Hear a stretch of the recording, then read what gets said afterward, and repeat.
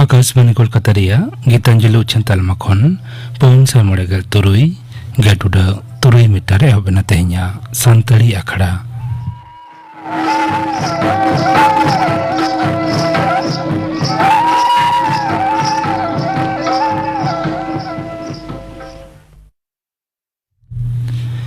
तेहኛ सानताड़ी आखड़ा रिया एतहब रेताजम ताबुन पे सीतारानी हासदार सावतेन कोआ हेड़हेद सेरेñ सेरेñ रेदो सीतारानी हासदा और सुमित्रा मांडी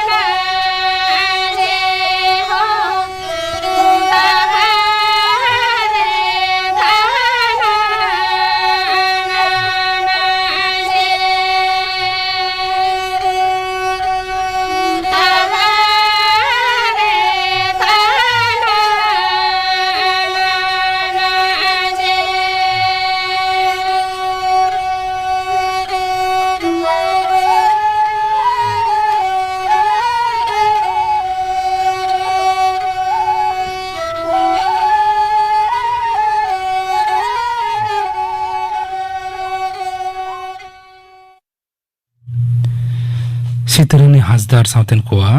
हेड़हेद सेरेñ पे आंजम के तबना सेरेñ रेदो किन तहलेना सीतारानी हासदा और सुमित्रा मांडी नितो दो खबर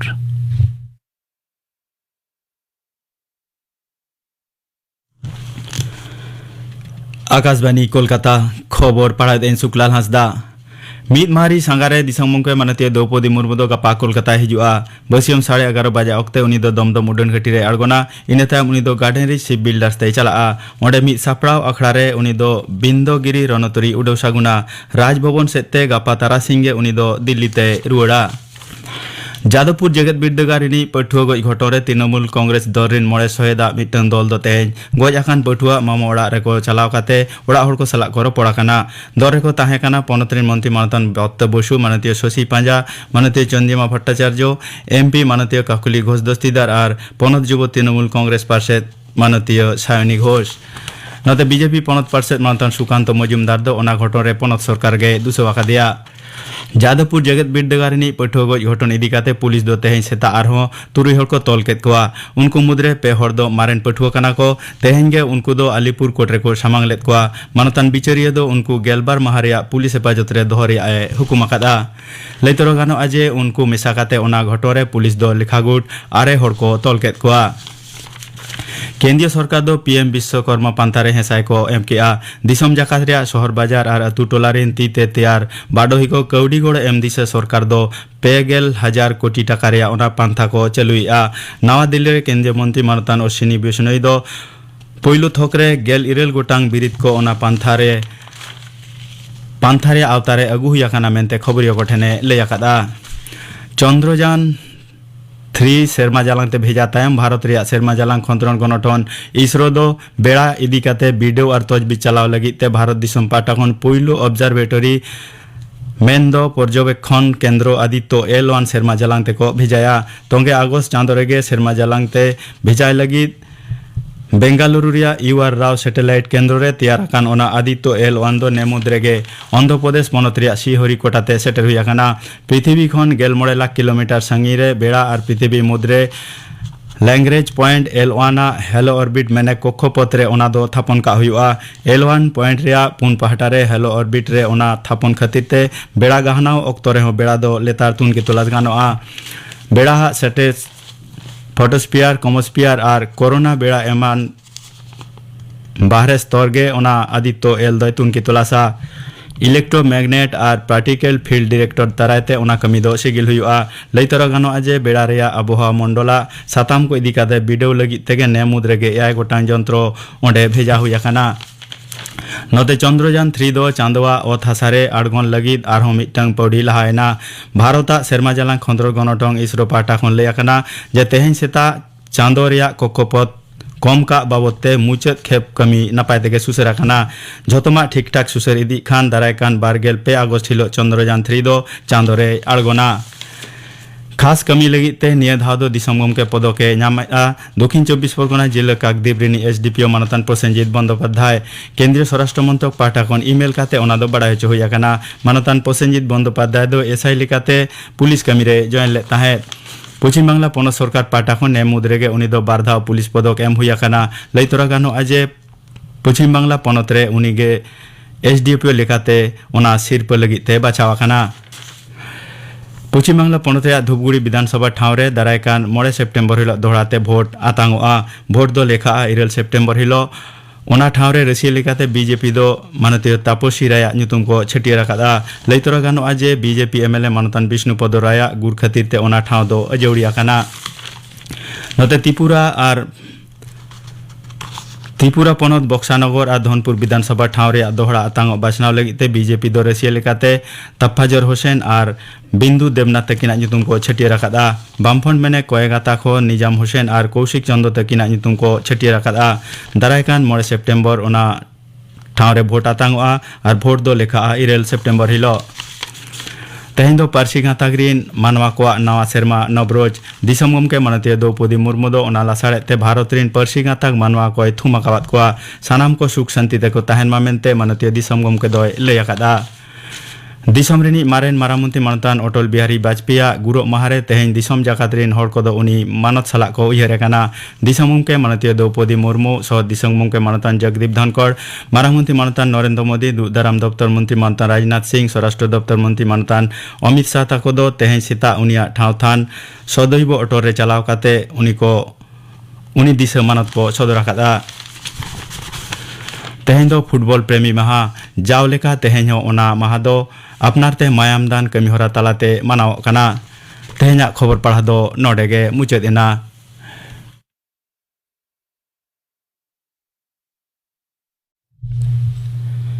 आखड़ा दो उचनों कना आकाशवाणी कोलकाता रिया गीतांजलि उचन तालमा खन मिट्टांग उचन जहाई सेरेंग रुसिका को शांतली सेरेंग ऑडिशन रे सेलेदो लागिद रस्क मेना तापे खान उनको दो ऑनलाइन ते दरखास्त पे कोल दाड़िया वेबसाइट रिया दुवर झिज एकना ऑनलाइन दरखास्त लागिद ते दो नोआ वेबसाइट खुलो होयोआ खुलो लागिद दो हुडिंग आखरते ऑल होयोआ mas.prasarbharati.org mas.prasarbharati.org लेयन वेबसाइट रे दरखास्त दो लगन माछा कोलता बन पे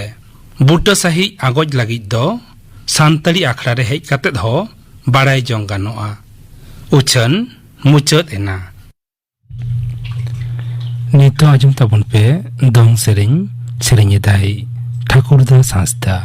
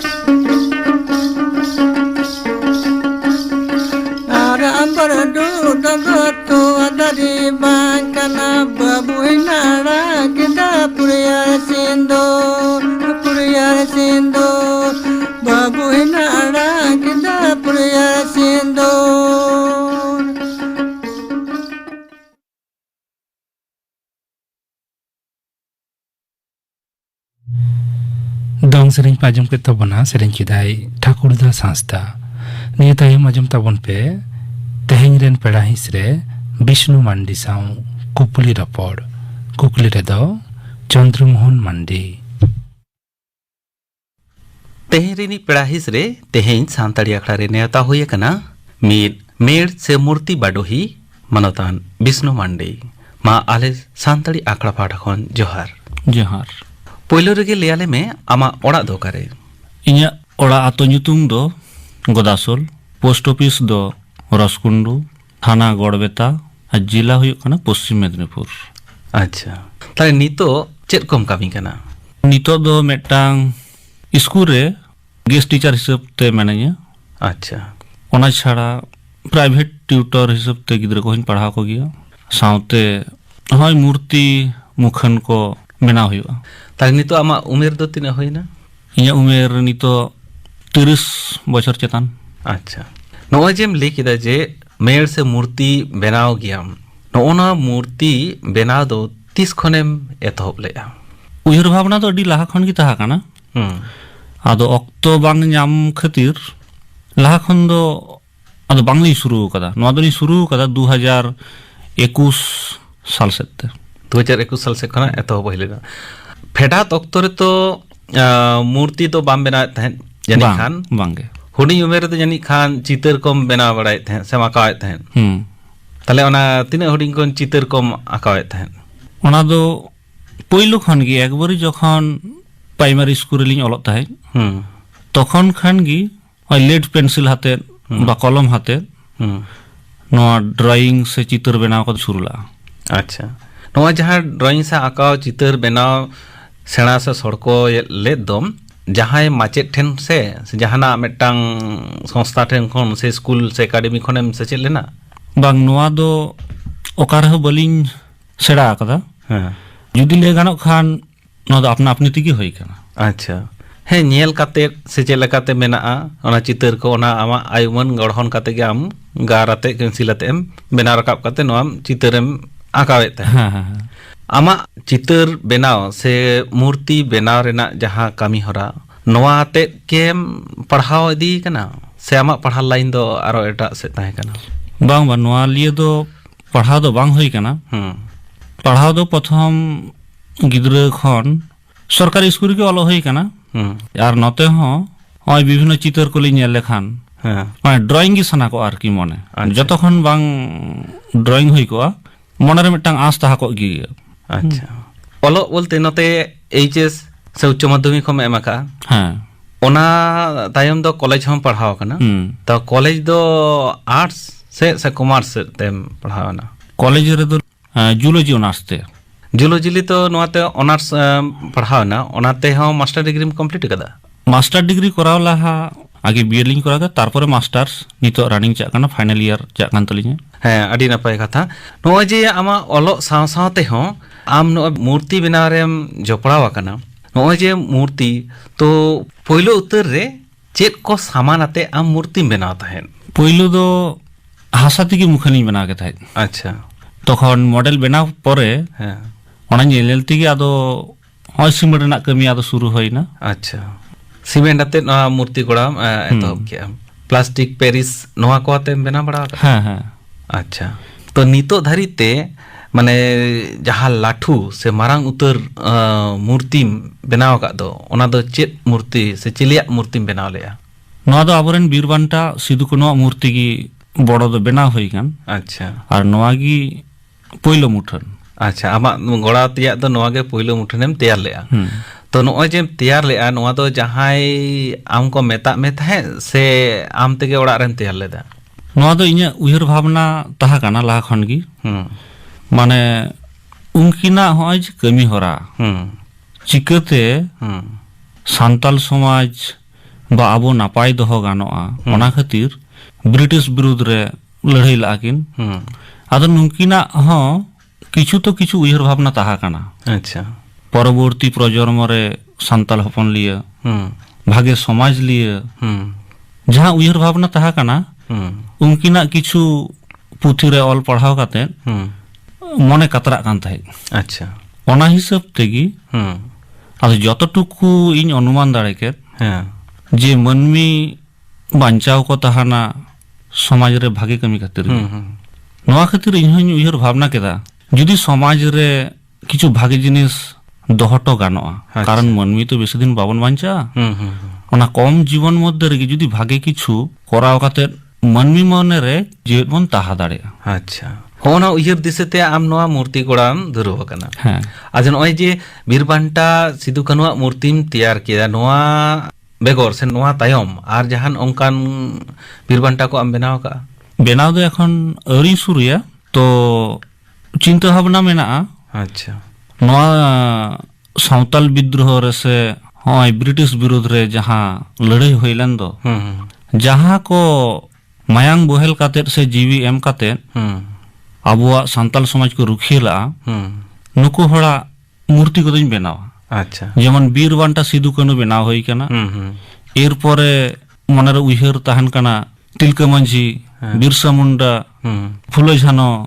अबु गुरु गंके साधु रामचंद्र मुर्मू रामदास टुडू नुकु झतो होड़ा गी मूर्ति बनाव रेना आमा उयहर भावना भावना चलत मेना। कना अच्छा तो नोय जे आम मूर्ति को बनाव दो तो मूर्ति बनाव रे चेलका खरच पाती को आमा होयो तमा खरच पति दो हय रड गुटी बाली सिमेंट जहां को लागा खरच दो नोआ गी आदो नितो धरित ते पहिले जहां बीरबांटा बनाव काट किनै नुकिन दो संपूर्ण दान हिसाब तेगे एम होय कना उनको अच्छा दान हिसाब तेगे एम कना नोंका जे बनाव मूर्ति जहां को ऑर्डर को एमा मिया जे नोआ बाबत ते तिना काडी हतावा नोंका लेकाते दो आवरिया लेइन कना को फोन कना हांडना देखन आदो कौडी जखन खानी को लेइदा हां तखन इंगिन लिया कना इन जेहेतु संताड़ हपन नोआ आबुआ गर्वना मिटांग जिनिस कान गिया जुदी पे बसाव दाड़ेआ किंबा पे स्थापन दाड़ेआ आपिया हो जेमन गौरवान विषय इन्या हो सांताल हिसाब ते गौरविन आइकवा हाँ अच्छा नोय जे आम मूर्ति को बनाव दीदा नोआ बनाव तलाते जहां गावता पाहटा से खन उनका सारहाव सिरप को ᱧᱟᱢ का से सरकार पाहटा खन उनका सिरप को ᱧᱟᱢ का सरकार पावठा खन सिरप दो बन ᱧᱟᱢ कदा किंतु गावता पावठा खन दो दमे की सिरप ᱧᱟᱢ कदा अच्छा नुकिन बीरबांटा सिदु कानु जखन प्रथम स्थापन होइना रसुटला दुलड़ गावता अच्छा चेष्टाते हाँ तखन उनको मिन आतो हड़गी इन्या दुआरे को हेजना अच्छा आ साउते टामाक तुंगदा राहेड़ साउते एनै सेरेñ हाते दोमेल दोमेल हेज काते उनकिन दो इदी केट किना इन ठान दो नवागी मारांग सिरप अच्छा अच्छा जे नोय जे मानमी तलारे आमा बनाव गोड़ा मूर्ति नोय जे को इदी के दो काउडी खना दो नोआ गे आडी मारांग सिरप कना अच्छा नोय जे बनाव गोड़ा मूर्ति को जहां उनकान ठाव रे प्रदर्शनी से एग्जीबिशन को उदु सदर का से आमा कोल का एग्जीबिशन रे दो उदु बांग होई कना का रहो सुजोग लिन नाम लेखन हयतो भविष्यत रे होयो उदुगइन नोय मूर्ति बनाव इदी काते आमा हापेन चेत उयहर भावना ताम नोआ मूर्ति इदी काते समाज निये अडी मारांगी उयहर भावना तो मेना गिया नुको जहां आबोरेन पंडित रघुनाथ मुर्मू नुई जतटुकु समाज रे कराव दाड़े काट कराव कदाय आरो हापेन दिन रे चेत उयहर भावना ताहा कान तया नोआ को चिंता भावना होयो काना जतो हड़ी गज बुरु लेंखान बन जे उयहर भावना जे बांग ताहा कानते ओंकान कथा तो बांग काना उयहर भावना हयतो ताहा कान तया अच्छा हो नुका उयहर भावना ताला तेगी इन्हन उयहर भावनाया इन्ह जुदी समाज रे अवदान किछुइन दोहा दाड़े टोकेया अच्छा ताले इन्ह गौरविन आइका कोया अच्छा आम मत नोय मूर्ति को बनाव दीदा मेनखान आरहो नोंकान गिदरे को ओंका किम सेणा हको कना मूर्ति बनाव लगी ते नितो दो एखन बइन सेड़ा कना तो होय छवि आका नोआ रे दो इनरेन शिष्य को मेना को गिया अच्छा मेना को उनका तिने गोटांग सेणा हको कना तिने गोटांग गिदरे कना को ताहा कना को 70-80 जन अच्छा आदो नितो दो किछुन बंद हताड़ा कदा अच्छा अच्छा अडी नापाय चिंता भावना से उयहर भावना ताम तो नोय मूर्ति बनाव इदी काते आम जेलकाम चिंता भावना का ओना रेना आगाम उयहर भावना हापेन पोपोंगड़ा को आम लेका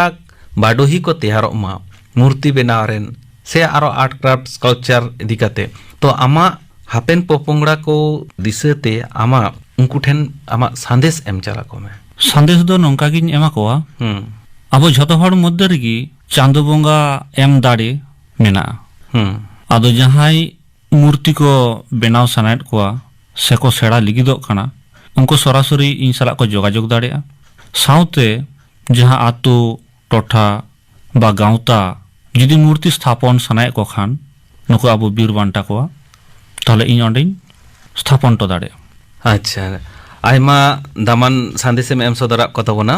आम जे नोआ को बेनावे तबना नो हाडी गौरवाना कना तो नोंका गे गालमारा दो नोडे गेलांग मुचेदा आले सांतड़ी आखड़ा पाटा खोन आयमा आयमा सारहाव सावते मा जोहार ले आरतियाम कना मा जोहार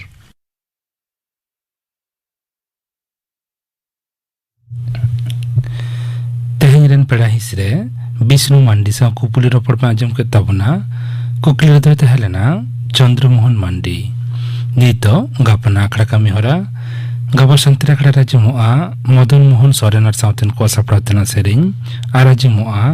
उपरुम अनाट और आबुरेन जीवन को नवा सतन बाबत गालमाराव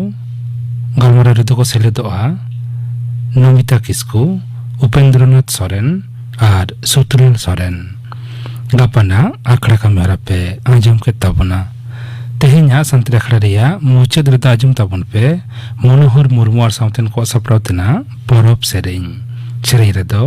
ठाकुर मुनि मुर्मू और चूड़ामुनि टुडू